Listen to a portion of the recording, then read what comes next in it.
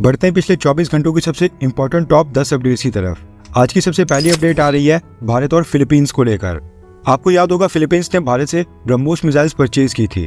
South China सी में समुद्री क्षेत्र को लेकर चाइना के साथ लगातार टकराव के चलते फिलीपींस अब अपनी सेना को और भी मजबूत करने में लगा है। इसी के चलते फिलीपींस ने 40 multi role fighter jets purchase करने के लिए एक टेंडर रिलीज किया है।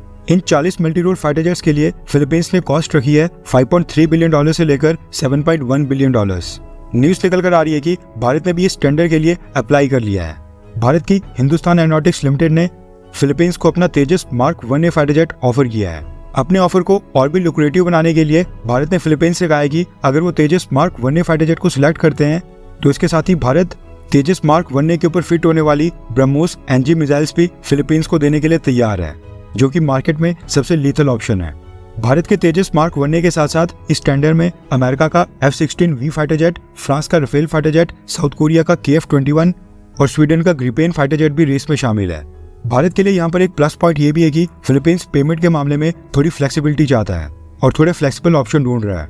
अब क्योंकि फिलीपींस एक साथ 6 से 7 बिलियन डॉलर्स की पेमेंट नहीं कर सकता है, इसलिए फिलीपींस ने कहा है कि वो इन 40 मल्टी रोल फाइटर जेट्स के लिए कुछ लोन चाहते हैं, कुछ लाइन ऑफ क्रेडिट और कुछ पेमेंट बाद में करना चाहते हैं। एंड आपको पता है कि अपने हथियार बेचने के लिए लोन देने या फिर लाइन ऑफ क्रेडिट ऑफर करने में भारत को कोई भी प्रॉब्लम नहीं होती है, क्योंकि भारत इस समय काफी इनिशियल स्टेजेस में है। अगर फिलीपींस भारत के तेजस मार्क 1A फाइटर जेट को सिलेक्ट करता है तो ये पहली बार होगा जब भारत का कोई फाइटर जेट किसी और देश को एक्सपोर्ट होगा। एंड अगर एक बार भारत को पहली डील मिल जाए उसके बाद के ऑर्डर्स मिलना काफी आसान हो जाएगा। स्टार्टिंग में राफेल फाइटर जेट के साथ भी यही था। दुनिया के सभी देश अमेरिका या फिर रशिया से फाइटर जेट्स परचेज करते थे, लेकिन जब एक दो देशों ने राफेल फाइटर जेट को परचेज किया, स्पेशली जब से भारत ने फ्रांस से राफेल फाइटर जेट की डील साइन की, उसके बाद से फ्रांस को लगातार ऑर्डर्स आ रहे हैं और अभी भी 200 से ज्यादा फाइटर जेट्स के ऑर्डर राफेल बनाने वाली डसॉल्ट एविएशन के पास ऑलरेडी पेंडिंग है।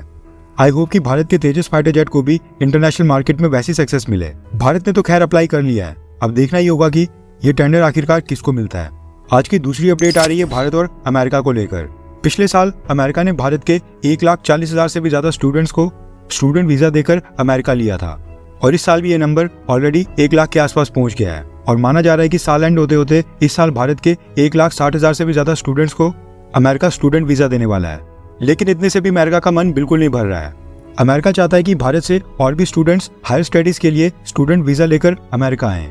इसके लिए अमेरिका की एम्बेसी ने अब भारत के स्कूल्स में जाकर 11th और 12th क्लास के स्टूडेंट्स को टारगेट करना स्टार्ट कर दिया है।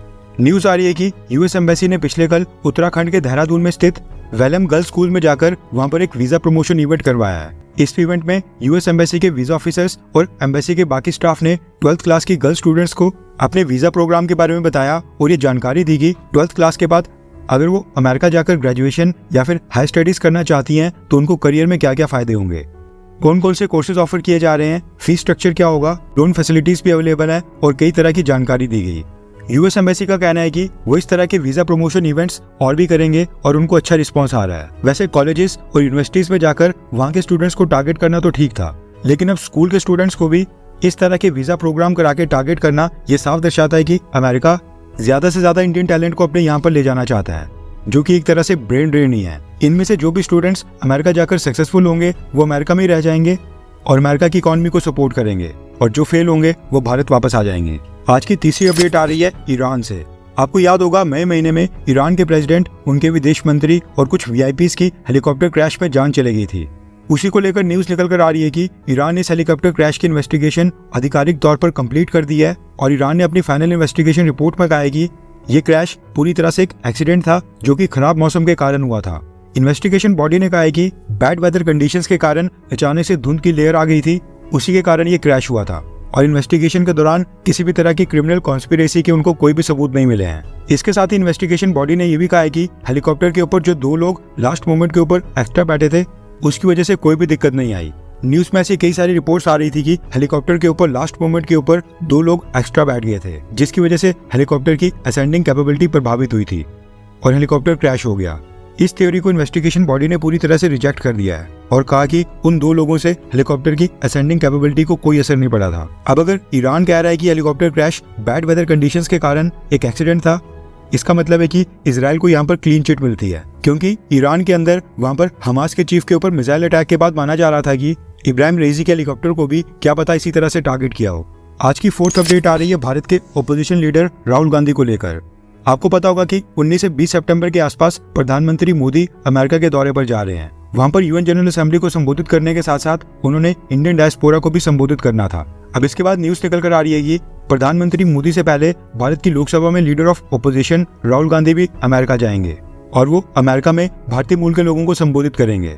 न्यूज निकल कर आ रही है कि राहुल गांधी अमेरिका में 8, 9 और 10 सितंबर को वहां पर इंडियंस को संबोधित करेंगे।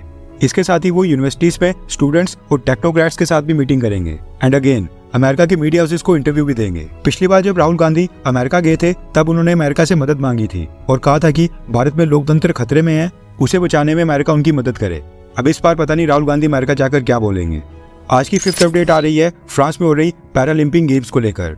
न्यूज निकल कर आ रही है कि भारत 7 मेडल्स के साथ 27वें रैंक के ऊपर है। भारत को 1 गोल्ड, 2 सिल्वर और 4 ब्रॉन्ज मेडल्स अब तक मिल चुके हैं। टॉप 3 देशों की बात करें तो नंबर 1 के ऊपर है चाइना, नंबर 2 के ऊपर यूनाइटेड किंगडम यानी कि ब्रिटेन और नंबर 3 के ऊपर है अमेरिका।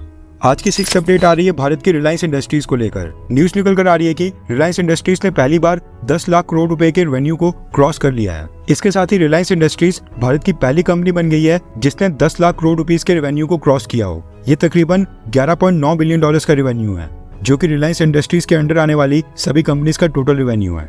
आज की 7th अपडेट आ रही है जम्मू कश्मीर से। आज सुबह 10 से 11 बजे के करीब जम्मू रीजन में आतंकवादियों ने सुंजवा आर्मी कैंप के ऊपर फायर खोला था। कुछ न्यूज रिपोर्ट्स में इसको स्नाइपर अटैक भी बताया गया है और जो लेटेस्ट रिपोर्ट आ रही है उसके मुताबिक एक जवान इस हमले में इंजर्ड हो गया था और एक वीर गति को प्राप्त हो गए हैं। वीडियो रिकॉर्ड करते समय अभी भी सुंजवा एरिया में सर्च ऑपरेशन जारी है, लेकिन अभी तक एक भी आतंकवादी नहीं पकड़ा गया है। सुंजवा आर्मी कैंप के आसपास का एरिया हेवीली पॉपुलेटेड है और यहाँ पर 25 सितंबर को स्टेट इलेक्शंस के लिए वोटिंग भी होनी है। इसका मतलब है कि इलेक्शंस में भी आतंकवादी कोई बड़ा हमला कर सकते हैं। आज की 8th अपडेट आ रही है भारत और यूनाइटेड अरब एमिरेट्स यानी कि यूएई को लेकर।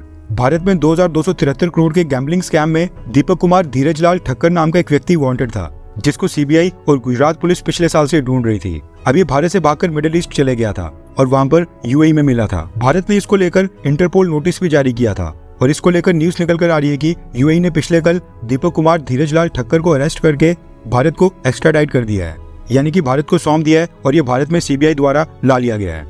काश इसी तरह से ब्रिटेन की सरकार भी नीरव मोदी और विजय माल्या को एक्स्ट्राडाइट करके भारत को सौंप देती। आज की 9th अपडेट आ रही है भारत में आने वाले इंटरनेशनल टूरिस्ट को लेकर। दरअसल भारत सरकार ने एक डेटा जारी किया है जिसमें बताया गया है कि साल 2024 के फर्स्ट हाफ यानी कि पहले 6 महीनों में भारत आने वाले टूरिस्ट कौन कौन से देशों से थे। टॉप के ऊपर 21.5% टूरिस्ट बांग्लादेश से आए थे, सेकंड के ऊपर 17.5% अमेरिका से आए थे, थर्ड के ऊपर 9.8% टूरिस्ट यूनाइटेड किंगडम यानी कि ब्रिटेन से आए थे, फोर्थ के ऊपर 4.5% टूरिस्ट कनाडा से और फिफ्थ के ऊपर 4.3% टूरिस्ट ऑस्ट्रेलिया से आए थे।